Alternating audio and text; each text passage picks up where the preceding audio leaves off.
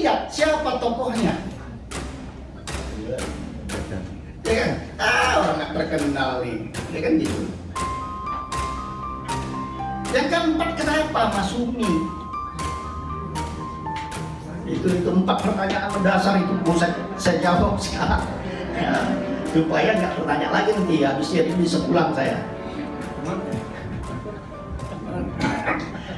Pertama, kenapa kita berpikir Sebelum kita lanjut, jangan lupa subscribe dan nyalakan loncengnya, agar tidak ketinggalan info terbaru dari Davina News. Video ini dipersembahkan oleh Indo Express. Indo Express Fast Handling, Fast Solution. Saya minta supaya kembali ke tempat masing-masing. Acara sudah akan dimulai. Ya, narasumber berikutnya kami serahkan kepada Bapak Dr. Masri Sitanggang yang merupakan Ketua Panitia Persiapan Pembentukan Partai Islam Ideologis.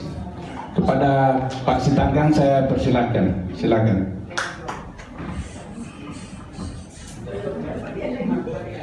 Bismillahirrahmanirrahim. Assalamualaikum warahmatullahi wabarakatuh. Qulillahumma malikal mulki tu'til mulka man tasya' wa tanzi'ul mulka mimman tasya' wa tu'izzu man tasya' wa tuzillu man tasya' biyadikal khair innaka 'ala kulli syai'in qadir. Asyhadu an la ilaha illallah wahdahu la syarika lah wa asyhadu anna Muhammadan abduhu wa rasuluh. Allahumma shalli wa sallim ala Muhammad wa ala alihi wa ashabihi ajma'in. Moderator dan rekan-rekan pemateri yang kami hormati, Bapak Ibu, hadirin sidang diskusi yang dimuliakan Allah. Saya tidak banyak berbicara soal teori. Saya ingin mengajak kita semua karena saya yakin basic kita sama, yaitu Islam. Kalaupun ada di antara kita yang tak Islam, coba dipahami bagaimana pandangan Islam dalam berpolitik dan membangun masyarakat. Sederhana saja sebenarnya untuk memahami apa pandangan Nurul Majid dan sebagainya dan memetakan apa yang disampaikan oleh moderator tadi, bahwa itu adalah sebuah pertarungan. Allah itu menciptakan manusia, lalu Allah menyuruh kita bersyahadat, bersaksi bahwa la ilaha illallah Muhammad Rasulullah. Konsekuensi dari syahadat ini, manusia menjadi 3 kelompok. Konsekuensi dari la ilaha illallah yang diwajibkan kepada manusia, manusia terbagi menjadi 3 kelompok. Pertama adalah manusia yang menerima Allah sebagai ilahnya, itulah yang disebut sebagai orang yang beriman. Yang kedua, orang yang menolak berilah kepada Allah, itu orang kafir. Nggak usah ragu menyebut kafir, memang kafir. Kafir liberal. Jadi ada orang yang menerima Allah sebagai ilahnya dan ada orang yang menolak Allah sebagai ilahnya, itu namanya kafir. Yang satu namanya beriman. Kemudian ada juga orang yang mengaku menerima Allah sebagai ilahnya, tapi perilakunya tidak mencerminkan dia melakukan ilahnya Allah. Itulah munafik. Nah, itu bahaya tuh. 3 kelompok. Saya ambil contoh sederhananya begini, supaya mudah memahaminya. Ya. Kalau saya menyatakan saya tidak minum kecuali air putih, artinya apa itu? Saya tidak minum kecuali air putih, itu artinya ada minuman selain air putih. Ada dialektika. Ini perlu dialektika. Ketika saya mengatakan saya tidak minum kecuali air putih, itu artinya ada minuman selain. Konsekuensi dari adanya minuman selain air putih, atau katakanlah air berwarna, maka adalah orang yang meminum air berwarna. Tetapi ada juga orang yang meminum air putih sekaligus berarti ada 3 kelompok manusia. Sebab kalau nggak ada air yang tidak berwarna, kalau ada air, sebab kalau tidak ada air selain air putih, maka kalimat saya itu jadi tak bermakna. Kalimat saya tidak meminum kecuali air putih menjadi tidak punya makna kalau ternyata memang minuman semua putih. Betul kan? Tidak ada pembeda. Nggak ada bermakna kalimat itu. Makanya kalimat la ilaha illallah itu bermakna karena ada orang yang Tuhannya bukan Allah. Ada ilah-ilah lain selain Allah. Oke, sampai di situ. Maka saya mengambil segmen orang yang beriman tadi, yang mengilahkan cuma Allah. Mari kita bayangkan ketika orang sudah berilah kepada Allah, ketaatannya hanya kepada Allah, pengabdiannya kepada Allah, semuanya karena Allah. Tersimpul dalam kalimat inna sholati wa nusuki wa mahyaya wa mamati lillahi rabbil alamin. Inilah yang betul yang diterima oleh Allah sebagai orang beriman. Kelompok ini, kelompok orang yang inna sholati wa nusuki wa mahyaya wa mamati ini diikat oleh Allah dan menjadi kewajiban yang namanya ukhuwah Islamiyah, harus menyatu. Gak boleh terpecah berai. Itu makanya kalau dalam ayat Al-Quran Al-Hujarat ayat 10 itu dikatakan innamal mu'minuna ikhwatu. Pakai kata innama. Innama itu suatu kepastian, satu definisi, nggak boleh di luar itu, nggak. Makanya kalau ada orang yang mengaku beriman tetapi tidak menganggap orang beriman lainnya saudaranya, maka dia bukan termasuk orang beriman. Itulah kekuatan ukhuwah. Jadi kalau ada orang mengaku beriman tapi tidak menganggap ya orang beriman lainnya saudaranya, dia bukan beriman. Itu arti inama di situ. Jadi bukan sekedar kita berukhuwah, bukan, enggak. Dalam ayat-ayat lain lah mengatakan la tajidu qauman yu'minuna billahi wal yawmil akhir yuwadduna man hadallahi wa rasuluh. Tidak akan kamu dapati orang yang mengaku beriman kepada Allah dan hari akhir mau berkasih sayang dengan orang yang memusuhi Allah dan Rasulnya. Bayangkan tuh. Ya barangkali ya, inilah dasar landasan kita ideologis. Kenapa kita sebut partai ini partai ideologis? Nah bayangkan kalau sudah ada masyarakat yang homogen, yang inna sholati wa nusuki wa mahyaya wa mamati, kemudian dirajut menjadi satu, yang terbentuk masyarakat, yang di masyarakat itu berlaku hukum sama dia, yaitu Quran dan Sunnah. Masyarakat yang mau tidak mau harus ada pemimpinnya. Makanya di dalam hadis Rasul yang paling sederhana aja, tidak halal bagi orang beriman bermusafir atau berjalan 3 orang kecuali 1 ada pemimpinnya. Jadi pemimpin di dalam Islam itu suatu kewajiban, nggak boleh lepas dari masyarakat Islam. Jadi terbentuk masyarakat. Sekarang kita bayangkan ada satu masyarakat, hukumnya berlaku, ada hukumnya, kemudian ada pemimpinnya. Namanya apa itu dalam ilmu politik? Ada masyarakat, ada hukum yang berlaku, dan ada pemimpin yang berlaku diberlakukan di sini. Apa namanya? Negara. Jadi kalau ada orang masih mengatakan dia Islam tapi dia apolitik, salah dia.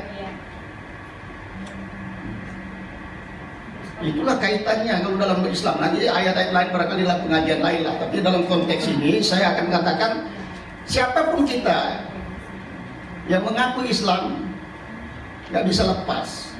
Sayangnya memang pengkajian tentang Islam politik, bab siasah sekarang sudah sangat jarang dibuka. Itu kan persoalan besar. Ya.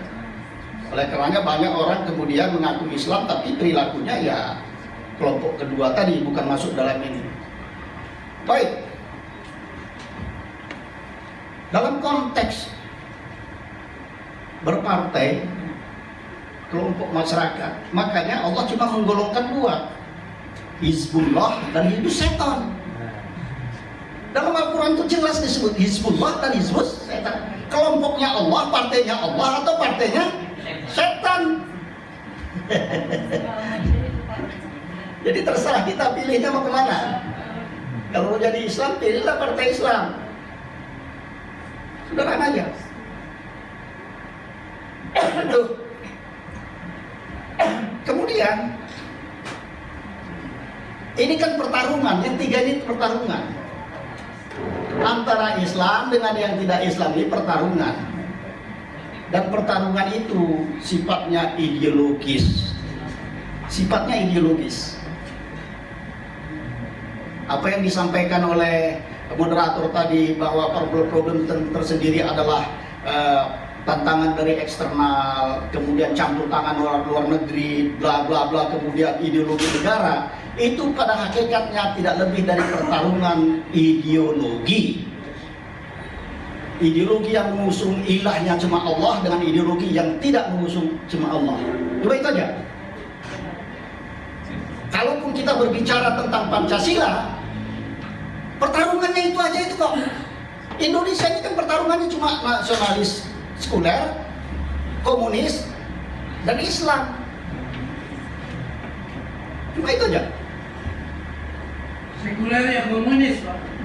Ya lebih kurang lah, ada yang bukan komunis tapi liberal, apa namanya, kapitalis lah. Kapitalis masuk di situ. Ya. Oleh karenanya, andai kata Pancasila itu ditarik ke sekuler, maka yang bertarung nanti, yang akan bertarung itu adalah kapitalis dengan sosialis komunis. Kapitalis liberalis dan sosialis komunis. Kalau yang menang kapitalis, maka akan terjadi manusia menindas manusia. Kalau yang menang sosialis, sebaliknya, manusia juga menindas manusia. Sama. Maka Islam yang betul, jalan di tengah itu Islam. Hadir Islam di situ. Nah sekarang apa esensinya partai politik? Partai politik itu kan cuma wadah yang diperjuangkan ideologi. Maka kalau ada partai politik yang tidak berideologi, memang ini kumpulan orang-orang apa saja lah, gerombolan pencoleng lah. Kalau ada partai tidak ideologis, maka dia tidak lebih dari gerombolan pencoleng. Lalu kita mau mengukur sebagaimana tema ini, masa depan partai Islam. Jadi dengan itu sebetulnya sudah terbantah. Kalaupun Nurholis Majid mengatakan partai Islam, Islamiyas partai Islam, sudah terbantah lah kalau dia mau berpegang pada Islam ya. Bagaimana masa depan partai Islam? Maka kita tanya begini, sebetulnya alat ukur kita partai masa depan ini apa? Kalau kita anggap itu perjuangannya ada ideologis, mungkin persepsi kita berbeda. Kita menganggap mungkin partai Islam itu masa depannya yang kita anggap adalah bahwa dia tumbuh besar dan berkuasa. Kan itu ya? Yang kita anggap eksis adalah partai itu besar, tumbuh dan berkuasa. Tapi dalam rangka politik ideologis tidak seperti itu. Jadi mindset kita adalah yang menang itu adalah yang berkuasa. Yang besar itu adalah yang berkuasa dan itu yang menang. Itu yang eksis. Pertanyaan saya begini, kalau itu ukurannya, Indonesia ini sejak mulai lahir merdeka sampai sekarang, pernah nggak presidennya bukan Islam? Ada pernah? Nggak pernah. Nggak pernah. Presiden tetap Islam. Tapi pertanyaannya, apakah Islam benar sudah menang? Lain lagi ceritanya. Oleh karenanya mengukur bagaimana masa depan partai Islam, dia juga harus, mindset kita harus dirubah. Perjuangan ini adalah perjuangan ideologi, bukan perjuangan untuk besar partai dan bukan. Walaupun itu adalah semesti yang harus dikejar. Ambil contoh paling sederhana, masa zaman Soeharto, nggak ada yang berani berbicara tentang Piagam Jakarta. Betul? Saya dibui gara-gara itu. Nggak ada yang berani. Bukan nggak ada, berarti ada. Ada tapi resikonya besar sekali, nggak banyak lah. Macam Bapak termasuk mungkin excellent.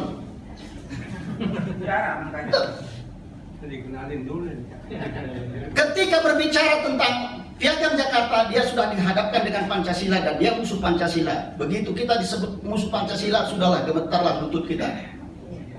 Iya kan? Karena kita merasakan semua. Tetapi lihat, ya, pada pemilu 99, kemudian di 2021 dan sidang umum MPR, ketika Partai Bulan Bintang mengajukan syariat Islam dan Piagam Jakarta, PBB memang anjlok, hancur partainya, tapi ideologi Piagam Jakarta sekarang hidup ya. Daerah-daerah malah muncul perda syariah. Itulah perjuangan ideologi.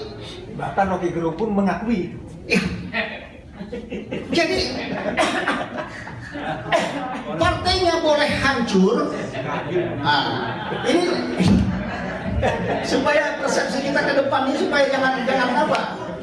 Partainya boleh hancur. Pimpinannya aja hancur, Pak. Pimpinannya aja hancur, Pak. Partainya nggak apa-apa. Gak yang lain sekarang ini lain. Tapi ideologi yang kita kaji. Ya. Pimpinannya aja. Boleh jadi partainya hancur, tapi ideologinya hidup.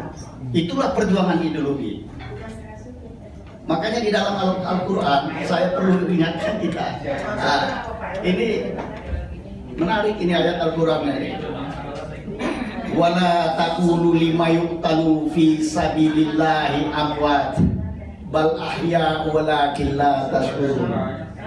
Dan janganlah kamu katakan kepada orang yang terbunuh di jalan Allah itu adalah mati. Sesungguhnya mereka itulah yang betul-betul hidup. Jadi raga kita ini, partai kita yang mau kita bentuk dan segala macam, jangan sampai takut mati. Sekarang persoalannya kan karena takut partainya hancur, jual diri. Itu persoalan. Kenapa besar partai kita, ada partai kita eksis, tapi tidak punya kekuatan karena dia takut mati partainya. Padahal Allah bilang mati itu, jangan kamu bilang mati, itulah yang hidup. Hidup itu abadi. Nah, inilah ideologis. Mungkin berbeda pandangan kita. Kalau saya orang fundamentalis memang. Saya ada, jadi nggak ada. Kalau bicara sedikit fundamentalis saya. Konservatif. Apapun namanya terserah. Sampai sama teman-teman saya katakan, ya, ini kita waktu kita membuat partainya Bang Yan ini, boleh ditanya, ya udah kumpul-kumpul. Kalaupun nanti kita jangan berharap betul bahwa kita lolos ini lolos itu, kerja saja demi Allah untuk menegakkan Islam. Nah, jangan berpikir bahwa muluk-muluk kita udah makan puasa begitu dulu, enggak. Andai pun umur kita nanti nggak sampai pada pemilu yang akan datang, dipanggil Allah, tapi karena niat kita itu, kita udah dicatat sebagai mujahid.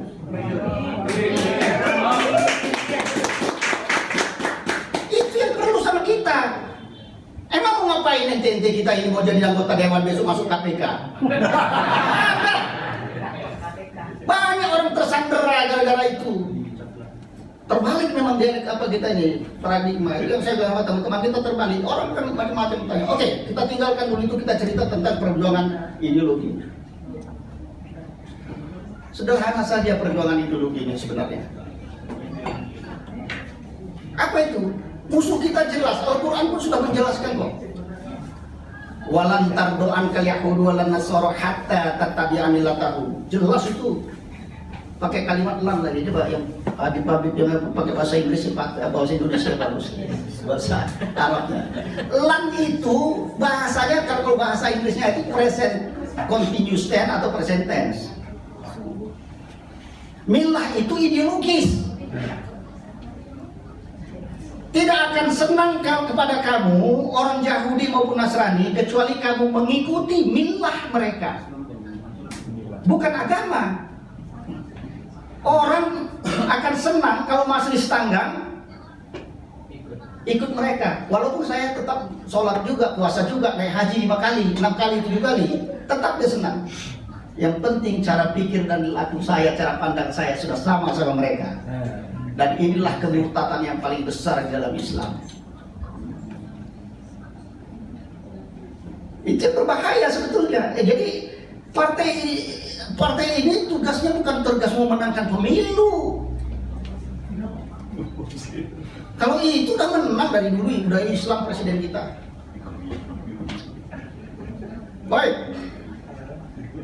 Lalu kita gagas misalnya, kita ngambil contoh Partai Masyumi mau kita bangkitkan. Kenapa Masyumi? Ya, gitu. Kenapa Masyumi? Pertanyaan orang macam-macam. Ya, ini barangkali mungkin di sini muncul pertanyaannya itu juga. Pertama, ya kan, buat apa membuat partai baru? Ya kan? Bukankah ini memecah umat Islam? Itu pertanyaannya. Yang kedua, berapa banyak uang kalian, Yani sama Masri? Bukan? Itu mulai ditanya. Pahit. Iya, berapa banyak? Nah, itu dua. Karena ukurannya sudah materi semua. Ini persoalan yang harus dibalik ini. Yang ketiga, siapa tokohnya? Ya kan? Orang nggak terkenal nih, ya kan gitu. Yang keempat, kenapa Masyumi?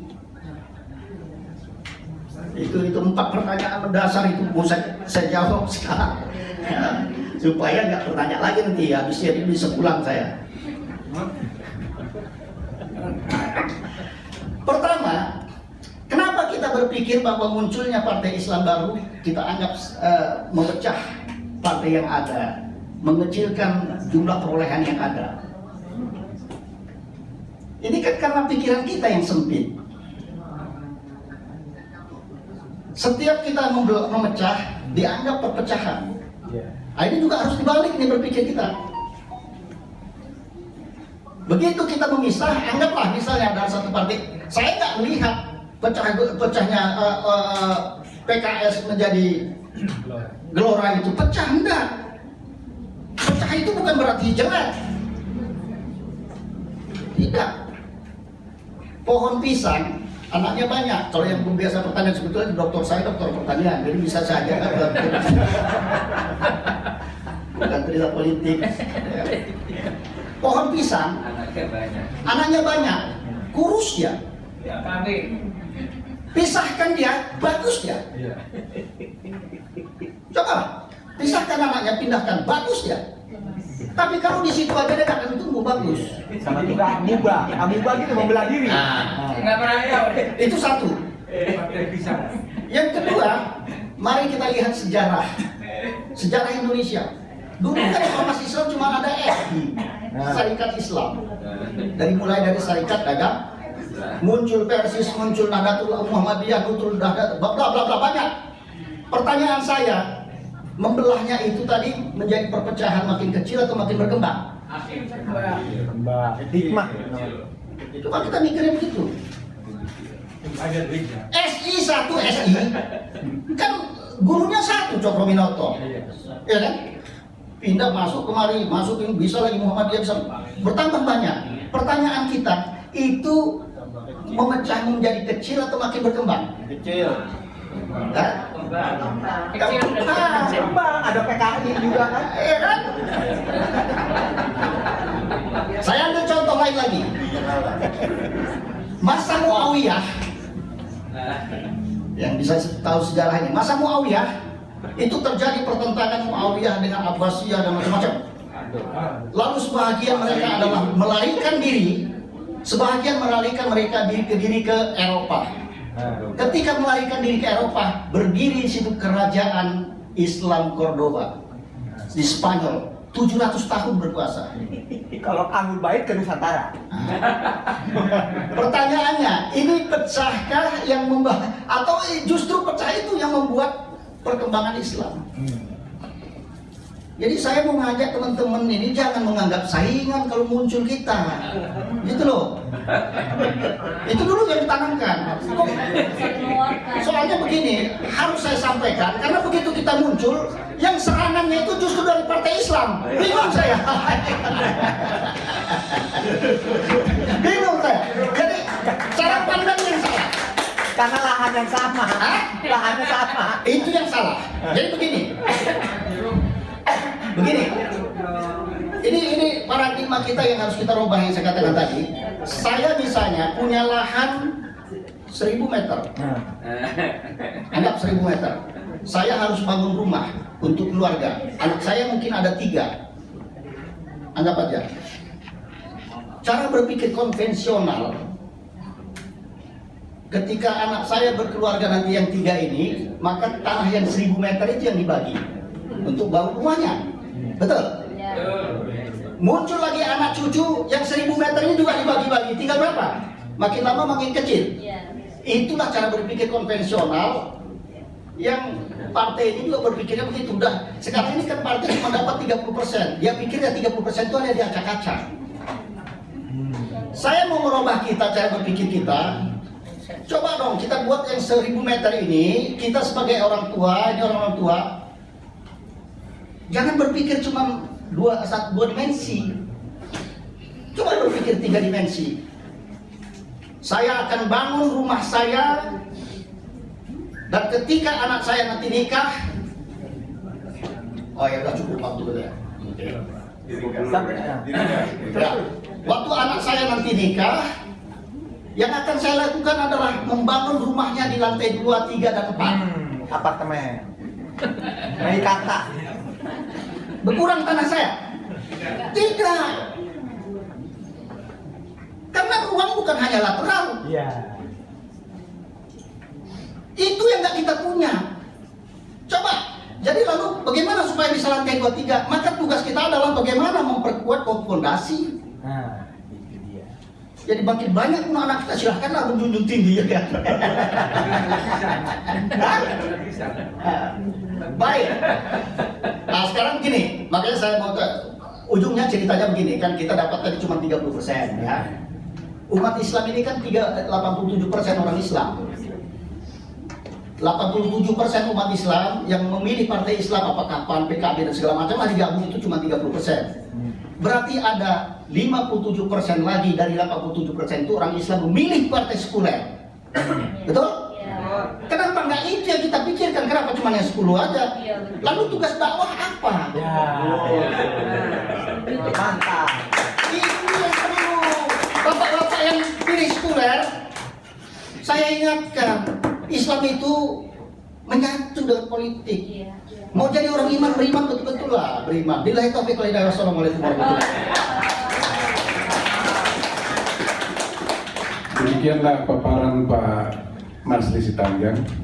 Masuk tuan. Jadi kita orang Islam ini ketika kita bersaksi bahwa La ilaha illallah Muhammad Rasulullah, itu membawa 3 konsekuensi, yaitu orang yang benar-benar percaya kepada